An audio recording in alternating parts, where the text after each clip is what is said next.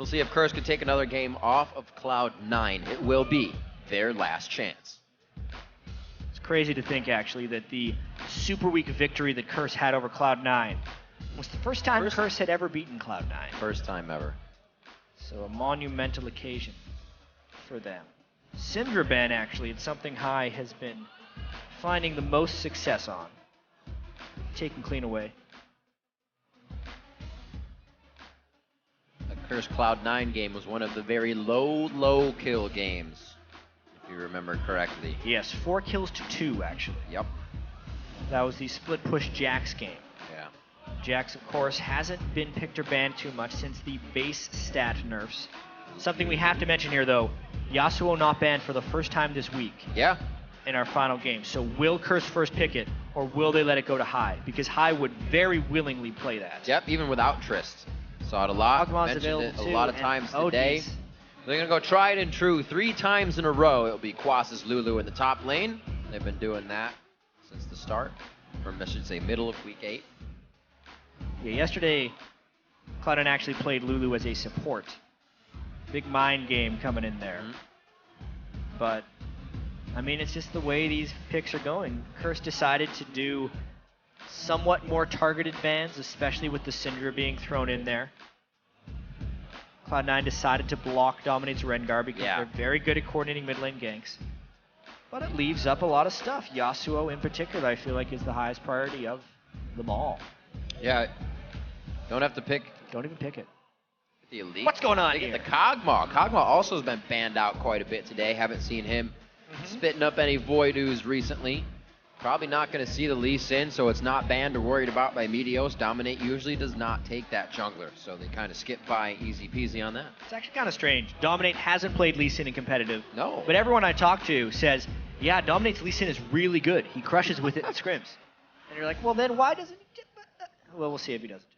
And then the one time he plays it, he has the St. Vicious result, where everybody counts how many Qs he misses, and it becomes a video in itself. There's a dangerous game to be played there, chat. Dangerous game of League of Legends. We'll see what No they wonder. do have. I mean, Lulu top works so well with Yasuo mid lane, and Voyboy was playing Yasuo before all the other guys in North America were. Yeah. Words, grammar. Good catch. No police for you this time. Slow lock in. It will be the Eve. Will be a little bit potential side swiping of these team fights coming in from Dominate. I had a good play on that.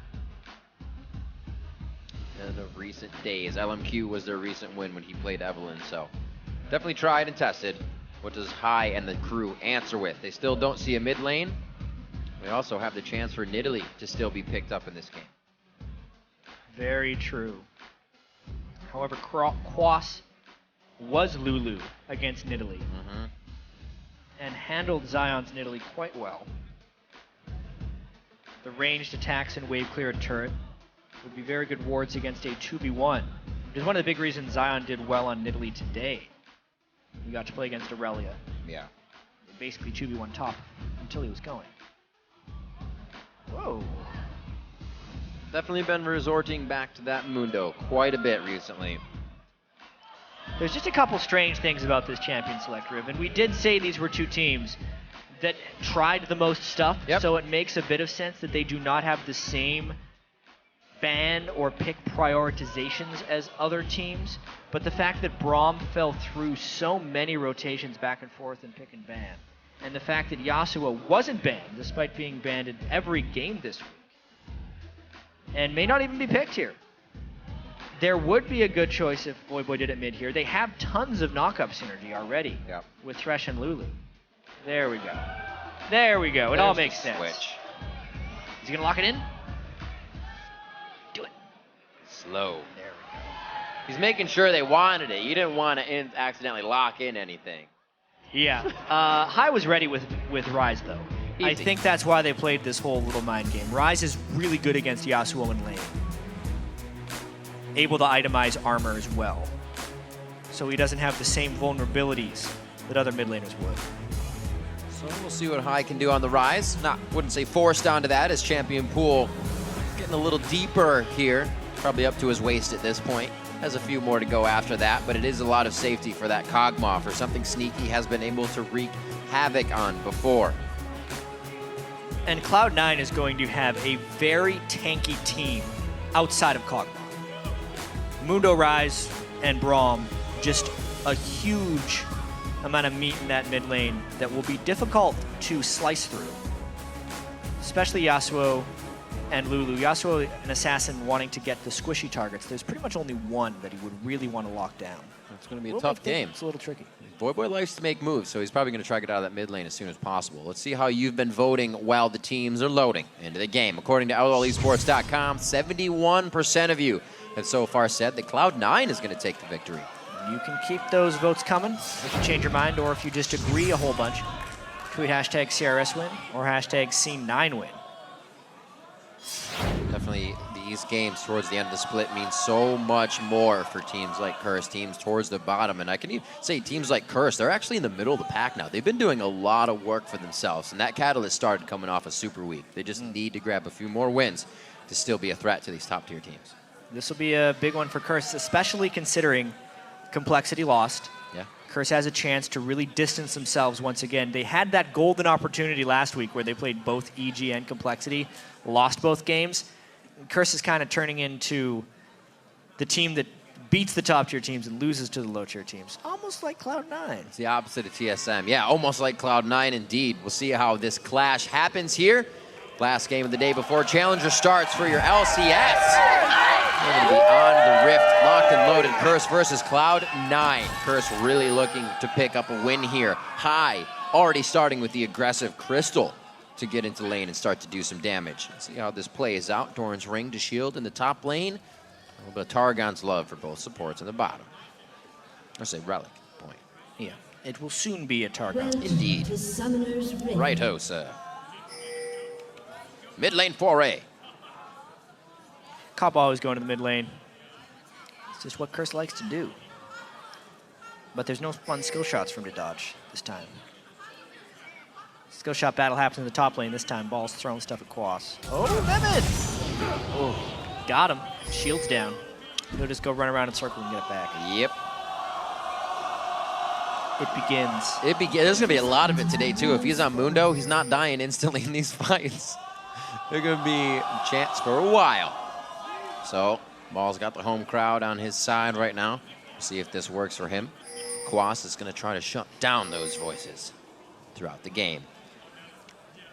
Balls actually didn't need any help for his Nidalee play. We'll see how much Meteos focuses that top lane this time against the Lulu pickup.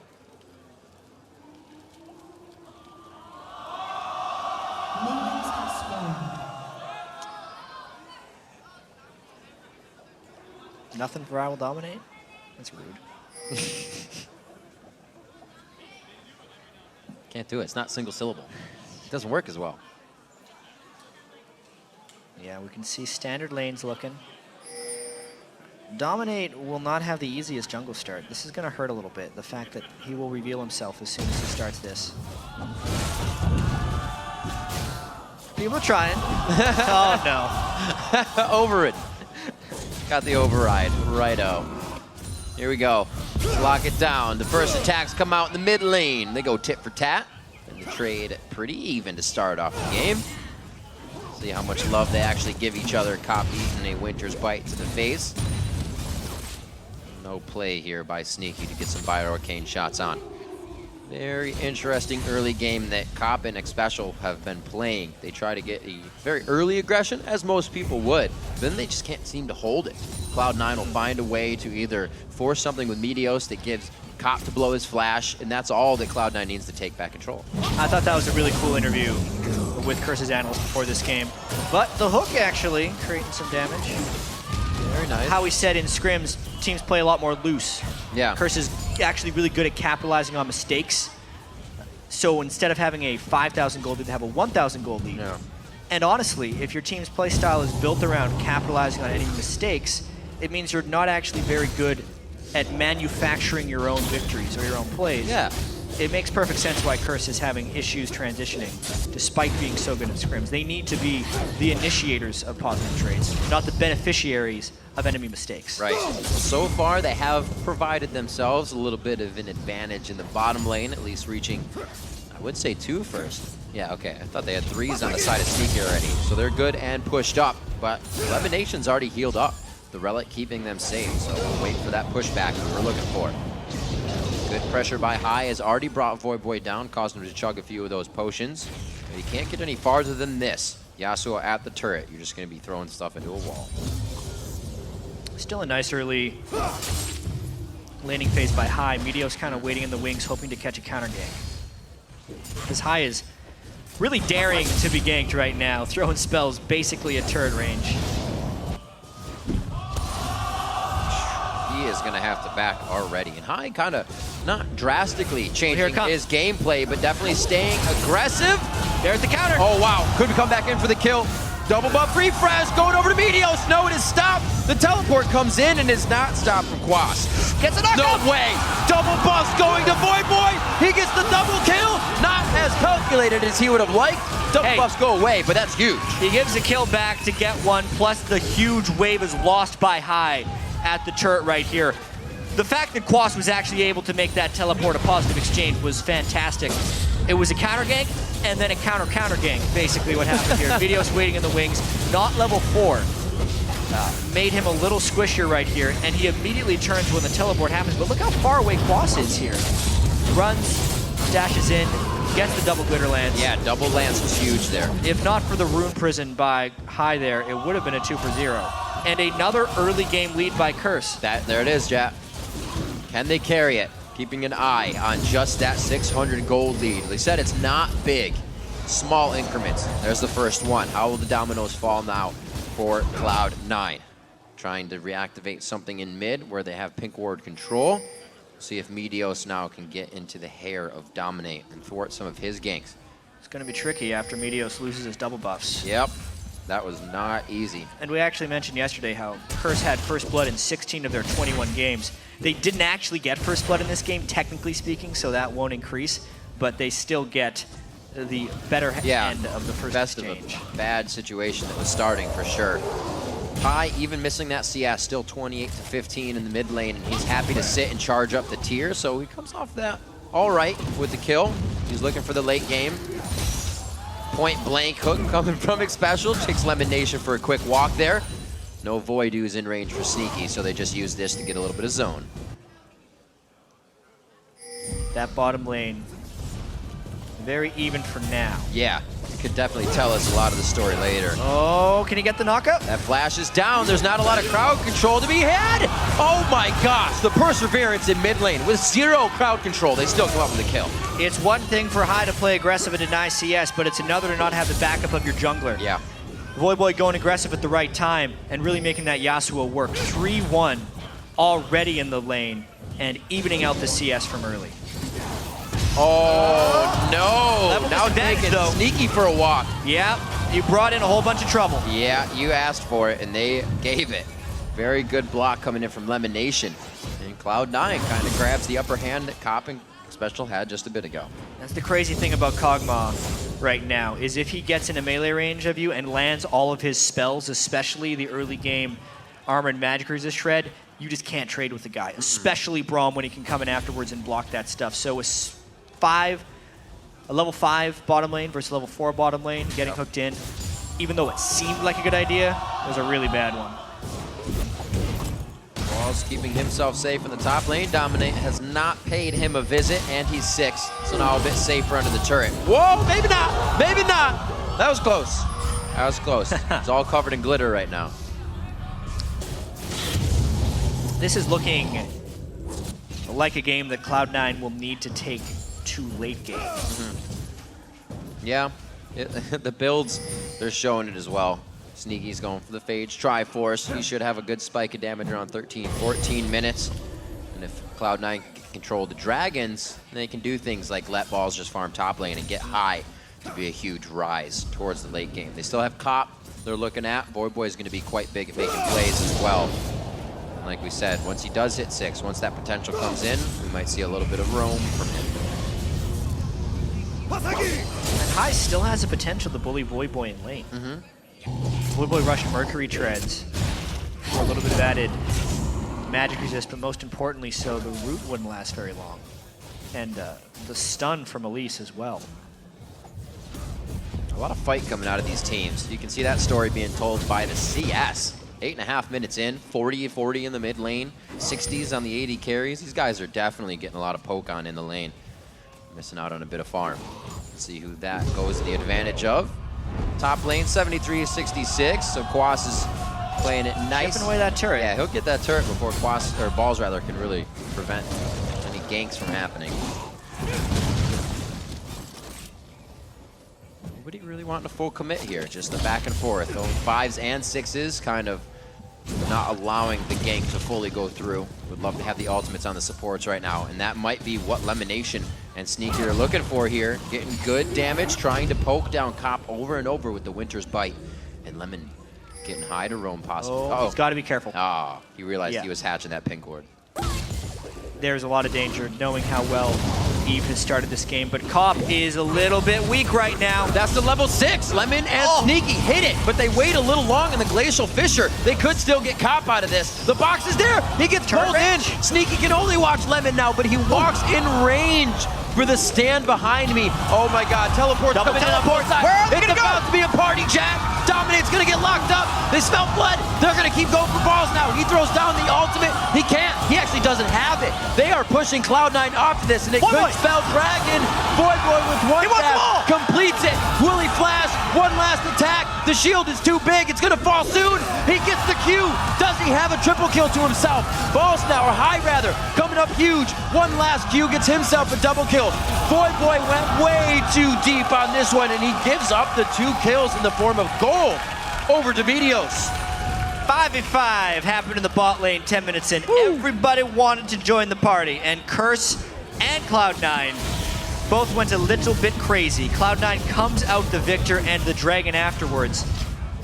I thought Curse had that until Voyboy dove in. I thought Curse was going to back up and be like, Dragon, let's go. I think they very well could have. I mean, first off, there's a lot to talk about this fight. Oh, yeah. The level 6 burst from Kog'Maw and Braum is massive. You just got to land a few spells in there incredibly low. The ultimate from Kog'Maw is what makes his trade so one-sided. They get the 1 slow, meaning they can land a whole bunch of other slows. Then obviously the missile created the heal being burned, which made you think Dominate was going to be able to come in and clean up very easily. Look at how many people are not in bottom lane right now in the minimap, and how many soon will go. Double teleports, obviously. Dom really didn't get the close he needed. The fact that he didn't finish off Lemon here really hurt them in the greater context of the fight, especially because Quas had to burn his ultimate on Dominate instead of Voyboy. They could have used it right there to get a quick double knockup, a quick double kill, and stop the extra shove from coming through. But then Voyboy chased into the turret, forgetting about High. Keep in mind, if they get those 2 kills in the turret, they could have backed up beforehand. So Cloud9 really capitalizing on Curse's over-aggression there and bloodthirstiness to keep this game close. Always wanting a little too much. And always giving them a little bit of trouble. 5-4 here. Gold is 700 in favor right now of Curse after that huge fight. Check this out. They actually lane swap. Balls and High right here. Voyboy won't be able to cut through the huge tankiness of Balls, even if he's built magic resist right now. This game also really reminds me of the last time that Cloud9 played Mundo and Kog'Maw in an eerie number of ways. It was against LMQ in week 7, Riv. But in that game, there was also an LMQ team that had an early lead, dove too far in the early game, and then Balls turned it around and got a bunch of kills. This time it was actually High that turned it around. Yeah. But in the same sense, it's allowing this Cloud9 late game team composition an excuse to stall for later, because the big assault that was supposed to swing Curse into a huge lead backfired, and now they still have that late game composition in their back pocket. Oh no, that's a Dedic special coming in. The combination of Living Artillery and Byrocane is such a burst. Usually an AD carry cannot bring at level 6. That's Kog'Maw's damage, and he's showing it right there. Good crowd control and teamwork by Lemonation and Sneaky in the bottom lane to get a winning lane out of that while being pushed in early at the beginning. Seeing Meteos come down as well, he only approaches the situation if he feels very sure about the result, and that's going to be a lockup. Oh my God, he walks around and does he have the kill? He already used his repel, but he does have his range of Q to get in for the kill, and he was very sure. Very well played gank there by Meteos, timing his spells just right. A lot of Elises will try for the stun first, but Meteos close the distance to then make the stun a higher percentage shot. Also, he has the damage item for Elise, the Spirit of the Spectral Wraith. Also got the Summoner Heal out of comp on that one too. And Meteos has actually changed his Elise skill order since switching items. Most Elises have done this. The big thing that was happening when Elises were going the Spirit of the Ancient Golem is they would max their E second for a longer duration stun. They'd want it 2 seconds by level 13. Now that they have more ability power, they want the damage from that volatile spider. And the Spiderlings as well for just faster clear and faster damage. It also, in my opinion, helps the Merc Tread case for Voyboy because there's going to be a bunch of micro stuns that he's now reducing. A 0.75 second root from Ryze early game, only a 1 second stun from Elise, meaning it'll actually be a lot easier for people to get away because he has those Merc Treads. Also, wants to get away from that exhaust. Lemonation is going to be throwing down on him. A little support wars going on. Oh, wow, looks like Special brought way more to the party than Lemonation. He had an invisible friend that was actually real. So Dominant came after him. No imaginations here. Almost finished up on the Triforce for Sneaky. Actually quite late for the average Triforces we've usually seen, completed by 13, 14 minutes, even on a semi-bad game. Voyboy getting some wards in. They have good coverage already up here, so it's really for CRS to get more coverage, try to give themselves options to be created. Heavy wards on the red. Interesting. Dragon 1 minute and 30. See if they can catch Meteos out trying to farm one of his buffs before they go for this. Right now they see him in the bottom lane. Dominate. Will not be seen. This bottom lane for Cloud9 is also really starting to take over. See, laning like this is one of the most underrated things that propelled Cloud9 to the top of the LCS for so long. It makes life very easy for Meteos when he has a bunch of winning options to go to. Should I go to the bottom lane that's killing a bunch of people? Or the mid lane with a really fed Ryze? I think I'll do either one. Lemon. Just walk away from the situation. Look at this though. They were basically fighting off a 2v3. Now it's a 4v2, and they're still not going down. Very interesting. Quas did that teleport from mid lane. That's Yasuo on the top, and CRS is still going to stick with this one, trying to go very strong. Meteos on the backside to help protect. And he's quite big with the Spectral finished up. Phoenix Codex as well on the backside. And that's the best. Codex. That is the best feeling as a bottom lane Riv, when the other team sends 4 people for you, and you just stop and you just get away. No problem. You know, Jack, you're talking about how everything's kind of working in Cloud9's favor. It really does. You're saying Meteos gets to do what he wants. He doesn't have to roam the jungle with Balls anymore. Balls gets his solo in the top lane now. And High can keep himself safe, which even puts a bigger smile on Meteos' face that he doesn't have to stay in the back pocket. So even just the switch in the patches really working out for Cloud9 when they were starting to struggle in the middle of the season there. Really fast Dragon as well by Elise. Stopping CRS from being able to collapse on them. CRS really wants to find a fight. They're feeling a little bit pressed right now, knowing everything has been going against them. Very aggressive Voyboy. Probably hoping the team could follow up on that if they did execute. They want it. So look at, he flashes! There's no flash on High though. Sidestepped. Sidestep for 5 minutes. How's that?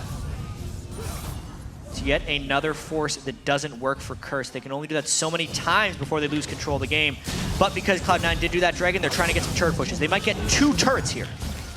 Nice influx of gold to bring it back to exactly even. The map pressure won by CRS. 3 turrets down. They're going to go ahead and start using power in numbers to make things happen for themselves. Cloud9 has still been trying to work the laning phase, get themselves up before they have to approach the fight. And it's like CRS said, going to have to bring that team that's ready to fight, a team that's ready to be mechanically advanced against Cloud9.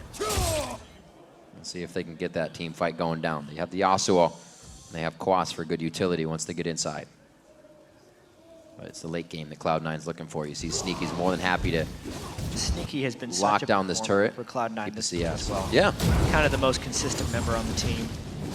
So it feels good to have him on a Kog'Maw who is doing well. With the Trinity Force completed, him being able to abuse that quick range disparity with his maxed W, that first hit will be doing so much damage. If they can land any type of slow to begin the fight, it basically means Cop would have to flash away immediately.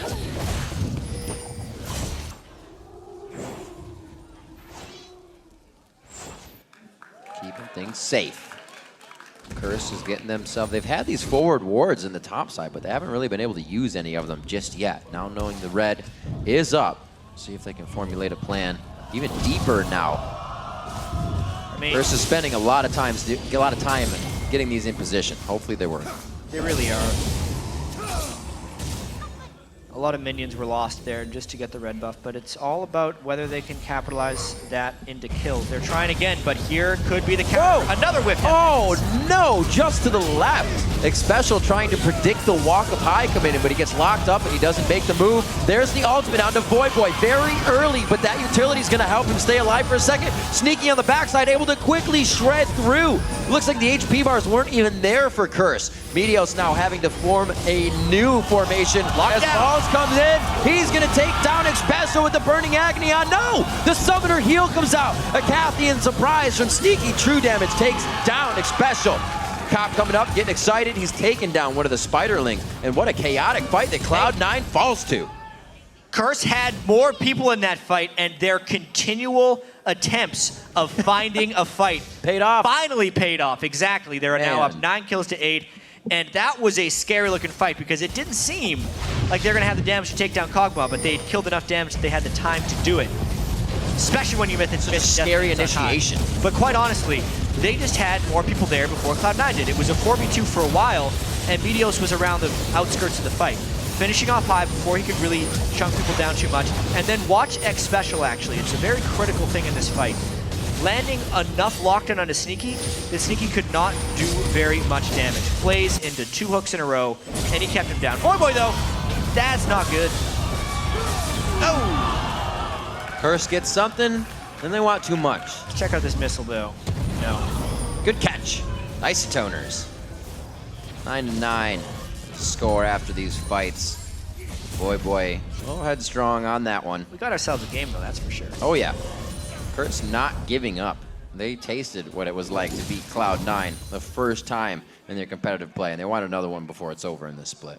Yeah, 20 minutes in, gold leads non-existent. Again, right back to even. However, Kog'Maw plus Mundo plus Rise are rather scary. Not to take away from Jinx, Yasuo, Lulu. They can pull off some very awesome things themselves if you're looking at the 3 main carries of a team, top lane, mid lane, and AD carry. But it's not to the same level at which Cloud9 is. So assuming perfect play, if this game makes 40 minutes, Cloud9 will win. Very according purchases coming from the supports as well. Lemonation looking to stay even more tanky with some Ninja Tabis. I like the purchase from Xpecial on Lucidity Boots, wanting to create hook opportunities and keep those hooks coming. Yeah, that wind wall doesn't stop too much at the turret, That was pretty much just Sneaky's damage, taking Voyboy 25%. Just missing the cord. Man of the hour enters the fight with the team in mid lane. And it looks like they're going to try and get this turret. They should have it on this push. I don't think Curse is going to have enough power to stop. Curse is backed up into their side of the jungle, or their side of the jungle and the map, but they've gotten the Baron wards they need. 2 pink wards on that will give them enough time to set up some defense if Cloud9 feels like they have the advantage there. Voyboy needed to go back to base long ago. He was chunked down. Oh yeah, in that situation. He was chunked down, and then he spent about 15 seconds taking a raid camp. And because Cloud9 ended up seeing him doing that, they can now get ward control for Dragon, which is really important in games this close, especially when Curse is the team that needs to make the moves. Cloud9 in full position to take this Dragon because there's no ward control from Curse. You have to realize every action has reaction. Even the small visual of Voyboy doing the wrong thing. They know now he's in the bottom lane. This is going to be once again uncontested. And look how dangerous this is by Owl Dominate walking in there. They do get the scrying orb off, but it's too late. Nothing. Eats up the choppers. High is still in there. Almost sees it, gets a flash, gets Cobb's flash, so that means he needs the lantern, but he goes down instantly. Yes, he got the rocket off, but was it enough for the team to continue the damage? Dominate gets the ultimate. That was in defense this time. We just saw Curse doing everything on the offense. What can they do now to recuperate after they've been initiated? Boy goes one. Can he get another one now? It's going to be on to Lemon Nation. He gets the next kill. That was a shutdown coming into Meteos. Does he have the gap closed to take down Balls? No, he does not. And he's safe under the turret, but this looks like another turret takedown coming in for Curse. As they get a little more, they take a lot. Wow, the gold is still even, unbelievably, after all this, but Curse is pushing 3v1. Ball's the only lone survivor. That was honestly Cloud9 reaching a little bit too far, and Voyboy being in just the right position by the end of the fight. They end up taking another turret in this one and are doing just enough to keep themselves in position in this game. Being such a complete monster. It went so different when Curse initiated. So here's the thing. Yes, they did kill Cop, but Hyde basically died in the process. So those are kind of two big carries taken down. And then it's really about Voyboy here coming in from the back of the fight. He doesn't actually ult to finish off Sneaky because he didn't need to. Right. Then you get everybody. He finishes off Meteos right there. And because of the massive shields of Lulu, he is untouchable and Balls has to run away. Because the Rise and the Kog'Maw fell so early on in that fight, Curse was again able to take on the world. Sneaky's got to be able to keep himself safe. Frozen Heart Rush, or Rush, second item from High as he's building himself up accordingly. Blade of the Ruin King builds from Voyboy instead of going for that Infinity Edge damage. And keeping himself alive in these fights. Double shield to help as well. And all the summoner heals being shut down by this Varela Namicon. Might be in position. Balls has no teleport. Cloud9 is smart to get out of there as quickly as possible. He's cruising. He's going to be walking through a lot of wards right now. Curse back to the mid lane. Doesn't look like they're going to try to get anything out of this. Itemization-wise, Cop is really far behind this game. Oh my gosh. Yeah, just the Infinity Edge and Zeal. So it is He's only got 950 gold. It's really on the shoulders of Voyboy. Cop gonna have to be doing the upfront damage. He needs more of that. What to make this work. Voyboy though taking on a tank. Oh my god! Almost on the end, but the speed allows him to get out safely, and we can see what Voyboy now can do by himself. The correct build, that percent damage from the Blade of the Rune King chunking through the HP bar of Balls right now. 11 to 13 as they may decide to coax out a Baron. It is so dangerous. They're basically only playing for vision control right here. They're hoping that they can catch Cloud9 in ward control wars. Oh, no way! No way! He goes on to Sneaky. He closes that gap immediately, and he puts him up into the air and Dunkster down to the ground. Dunkster, is that even a word? It is now, because Voyboy just did it. 26 minutes in, I cannot believe they got a pick solely on the AD carry out in mid lane. Hey, Voyboy is using the mobility of Yasuo, and Sneaky is getting caught in some uncompromising positions. The ward is on the Baron right here, no Kog'Maw. But Baron against Rise is a very scary proposition. I feel like I've seen this game before. Oh my gosh, deja vu as we're coming in. Lemon Nation's gonna try to get a Glacial Fissure perfectly in the Baron's end. He does. Xpecial's forced to flash out, and that's high balls. Sneaky is already down from the previous engagement. That is gonna be Quas dropping now. Meteos, they are all over Cloud9. Balls next in the eyes of Curse. They could get it. That's gonna be the zap. That's gonna be the takedown. Xpecial looks for a hook to bring in Balls, but he's still the last one standing to run from the fight. Meteos focused the Baron there to make sure that it wasn't a total loss for Cloud9.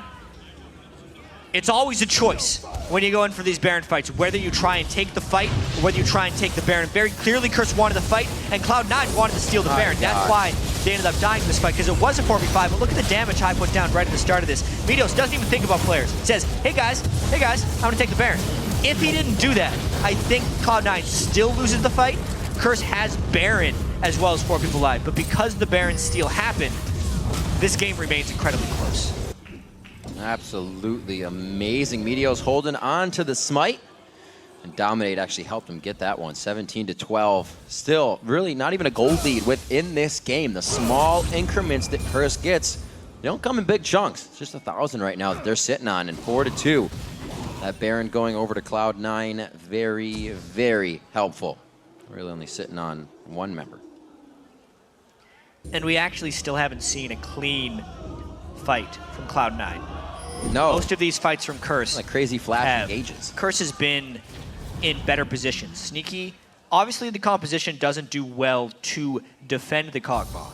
And it is a team of fairly tanky people, or at least hard people to kill if you factor in Elise. Okay. So there's a huge target on Sneaky's back. But with that being said, if Cloud9 has a clean fight and Braum can protect the Kog'Maw properly, it still stands to reason that Cloud9 should be able to win that fight fairly handily. It is but for the great play of Curse that they are staying in this game with all their kills. Dragon up in 15 seconds.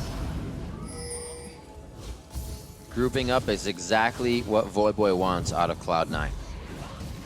It's just very hard to get to that back line once it happens. So much coverage. Wants the right kind of catch. Yeah. They need a way of knocking up Sneaky as well. Quas is doing a split push here. It looks like they're contented to give up this Dragon and not face them 5v5. There's a bit of respect there to the team cover. Where are they going to take this? Looks like they're going to go topside. Baron's down. Map is objective free. That turret is very low. It's going down no matter what after this engagement. And balls may be going down too. Would they Cuddly incoming, and it may be Cuddly going down. Balls is going to get knocked up. Ouch! They give him a kick right in the name. Another one right there. They get the kill on the tank, and now they have minions with the 5v4. They did burn a lot of ults, so the dive efficiency here could be questionable. The hook misses as well. Oh my gosh, the ultimate AoE coming in from Rise is doing enough damage to probably turn this fight. Where's Sneaky on the outside doing enough shots. Voidboy in for a quick static shiv proc. Good damage over on the Lemon Nation, but they don't take it. That one shot goes down. Curse. Cop able to pick himself up a kill. And it looks like they will reset for another attack. These teams are playing with fire, Riv, because if they get one reset onto Jinx, it could just be curtains. And they were standing in a group for Rise AoE, so it could have just went back the other way just as easily. Very, very interesting altercations between both teams as they commit and then disengage to these fights almost at the same time. 1,600 gold sitting on Sneaky right now, probably looking to turn that into a Phantom Dancer when he can. More crit, more power, more Kog'Maw. He's been hitting pretty good living artilleries. But both teams seem to be getting the fights they want. One happens in favor of Curse, one in Cloud9. This has been an action-packed game, and honestly, I've been really impressed with the amount of aggression these teams in general have been taking this week. We definitely we definitely had that week of super slow games when the AD carry itemization came in. And I could be reading too much into this, but when the AD carries became so much more powerful, teams weren't really sure how to react because it had been a while since they'd played the incredibly aggressive dive the AD carry or be killed game. Right. And they were just staying away from each other for so long. But now that they've been sitting on those strong AD carries for a little while, teams are becoming much more confident and they're much more willing to just go in and get something done. And it's a trend that I hope continues because these games are fantastic to watch. Definitely creating more high priority targets for teams to be focused on. And when it's the AD carry, when it's the one dealing out the DPS, becomes a big factor. Cloud9 trying to get around that with Rise's DPS acting the same way, coming out of the mid lane. And we see Voidboy trying to execute the same. Jinx and Kog'Maw, the choices of our final game here in week 9. Both have been seen quite a bit with the resurgence of the late game AD carries. Kog'Maw finding himself more on the ban list than not, with Sneaky getting him this game 5-4-1. Feeling very comfortable out of the laning phase. And I do have to point out, we've been talking so much about Voidboy in this game. Dominate and Quas have been absolutely everywhere. 17 of the 19 kills for Dominate, and as a top laner, Quas has been involved in 16 of the 19 kills. That is almost very omnipresent, unheard of. And they weren't coming to his lane. Those were all teleports that we've seen throughout the game. Definitely making those opportunities. That's the first pick Lulu paying dividends. It's crazy. Get that first pick quite a bit for themselves. You can always get a safe lane out of Quas. Definitely this time some results. 300 CS to 220 in that lane.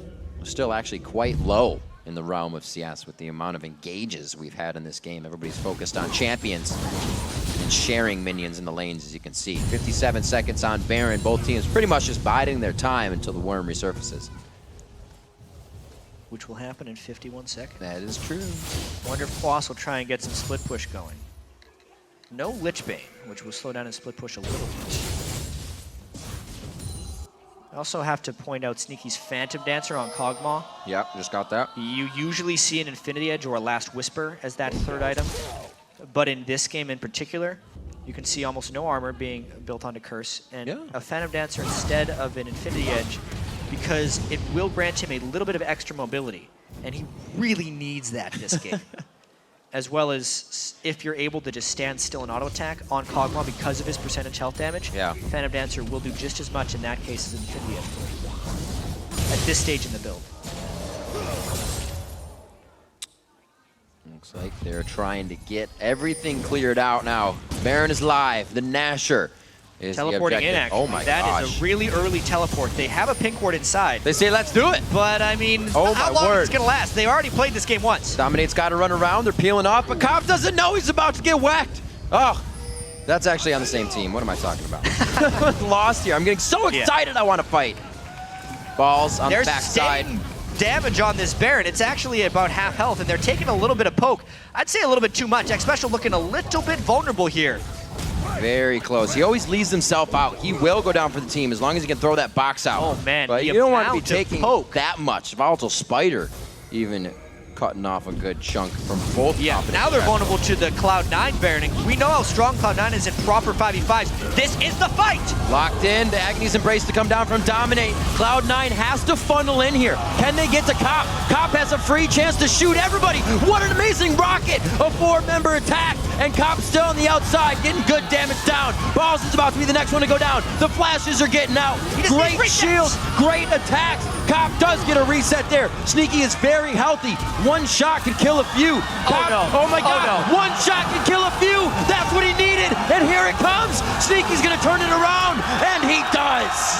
A quadra kill from Sneaky. What an insane fight. Everyone funneled into the corridor and got hit by pretty much everything. Talk about going mission impossible and keeping quiet for the better of the situation. Sneaky was hidden for 3 to 4 seconds there, but came out on top because he knew what he was doing. I mean, the Phantom Dancer as well, giving him that little bit of extra mobility, but I do feel like this fight was actually heavily about Cop and his inability to manage his get excited resets. But just watch this. Yeah, I thought he had it. Boy lands a great thing on a Sneaky to keep him kind of low. But just watch here. Where is Cop and how much stuttering is he doing versus damage? Yeah. Really good right here. But at this point, he has his flash. He could flash and kill high and then jump for Sneaky. But here, he's doing a lot of dancing back and forth while no one's doing damage.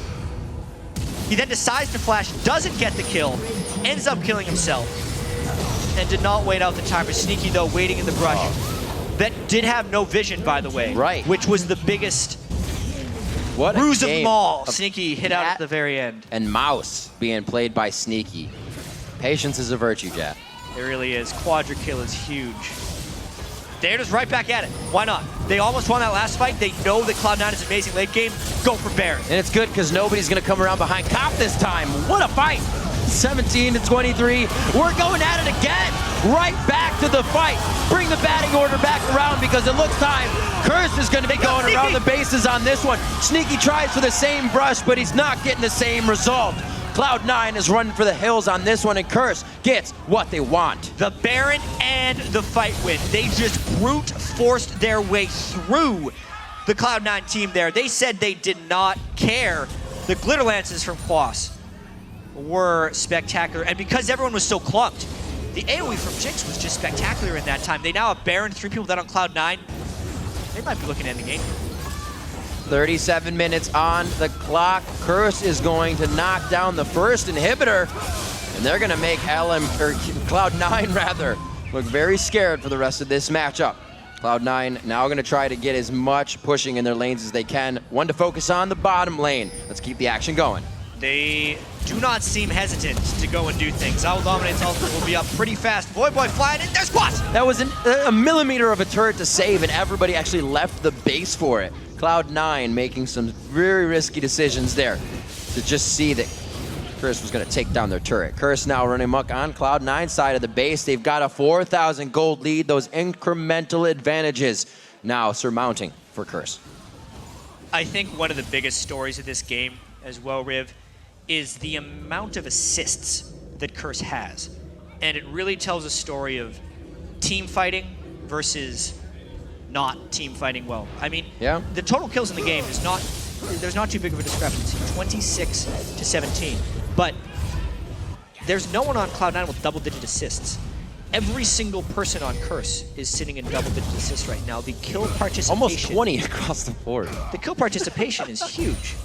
I give props to every Curse fantasy owner who started the Curse player this week. Oh dear. They're getting rewarded greatly right now. But as well, just to the Curse team for grouping up and being just a more mobile, more coordinated team than Cloud9.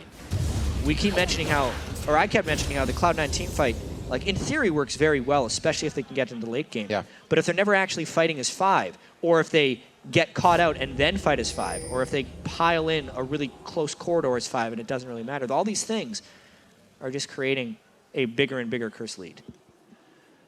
We'll see what they have to pressure that next. You have to consider both of what they did just get out of Cloud9 were forced towards Baron fights, and they were able to capitalize on those.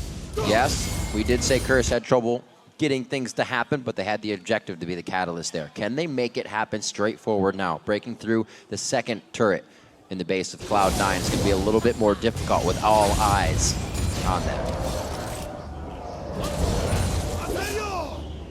Voyboy has been a monster on Yasuo this game. Really, Curse has played very, very well.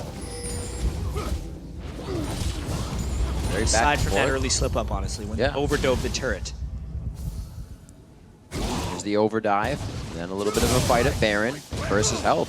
But with all that said, it's a 4,000 gold lead. This game is still close. At the this point, itemization yeah. strength of Cloud9 is very real. No meaning. Sneaky still does a lot of damage. But Eve is behind them. Here it comes.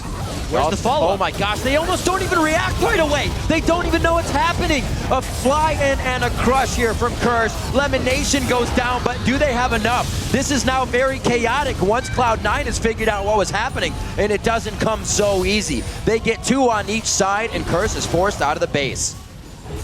Voyboy and Quas, the 2 solos going down just for 2, but basically the 2 most supportive members of Cloud9 fall. Meaning all the damage in the world is up right now for Cloud9. They got to be careful to dodge the crowd control if they decide to fight this. But a base defense successful for Cloud9.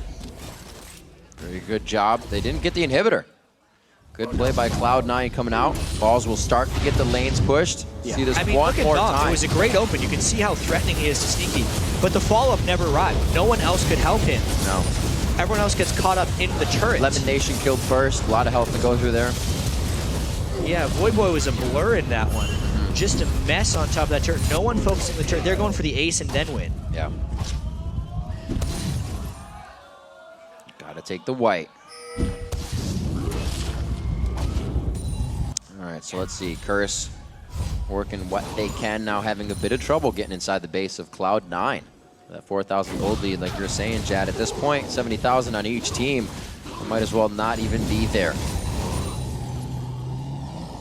See what Cloud9's next move can be. I feel like if they actually get the upper hand on a fight, they'll be right in Curse's base. Curse is not having an easy time with these engages. Well, 41 minutes into the game now, so death timers are nothing to joke about. That too. Have a long time to take a waltz down mid lane. Shortest lane of the game. Cloud9 will for sure make use of that. Moving up now. They are getting obviously pushed towards the open inhibitor. Work that till it goes down, but their side lane is now towards the top side. It's not going to hurt. They have a minute and 20 to do that. So just a note on item builds as well. Quas obviously built the Morellonomicon this game on Lulu to try and prevent Balls' regen on Mundo. But because he has that itemization slot, he didn't have room for Azanias early on in the game. It also blocks him from building a Lich Bait, which is a core item on so many late game Lulu items in the past. So that's actually going to hurt Curse a fair bit. Yeah, they could use that structure damage right now. They could use the structure damage in sieging, absolutely. As well as if Quas can actually get in the backline on some squishies. That burst damage he would be able to have from the Lich Bait is huge. I'd almost say it's worth it's almost worth to forego the Zanyas. But he's completed it now, and that's basically max item. No Lich Bane is possible for Quas now. Voyboy's at max items, you know. you look at High, and Sneaky's almost at max items as well. If Sneaky gets to that Bloodthirster, Yeah, he's going to need about 1,000 more gold. He is going to be a huge damage threat, but still very squishy.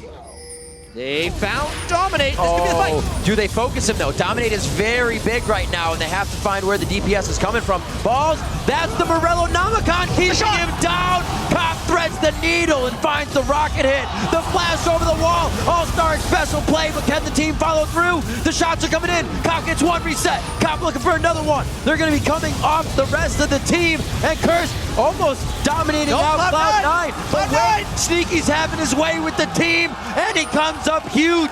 Curse is aced.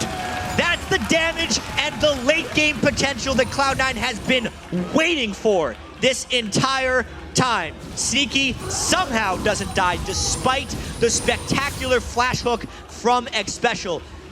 And now it's all about how much Sneaky and Meteos can get done to Curse's base. I feel like they can get a lot done. Skittering Frenzy along with Kog'Maw stacked up on pretty much the max attack speed he's going to get with the passive from his Caustic Spittle being leveled up. They have some serious damage here. The lowest timer is 15 seconds, and a Thresh is not going to shut this down. They may stay for some Nexus turret. How long are they going to stay? It's 20 seconds on Realm. Oh, Sneaky's taking shots. Only so big. They might try to end the game. This is going to be game. Xpecial's the only one alive. He can't defend. Unless he can get a double death sentence, double flay, the game is over. The teleport's coming in. What a matchup to end week 9. 44.5 minutes in, Cloud9 takes down Curse. There were 55 kills in that 45-minute game. And I loved every one of them. An absolute bloodbath. Wow. I'm covered. Yeah, I mean, that's basically what happened right there. Cloud9 couldn't find the right team fights in the entire game. They finally find the right one at the end, where their tanks are actually focused, Lemon and Balls going down first, and their damage dealers are alive at the end of it. That's what it took. 11-5-7 on Sneaky's Kog'Maw.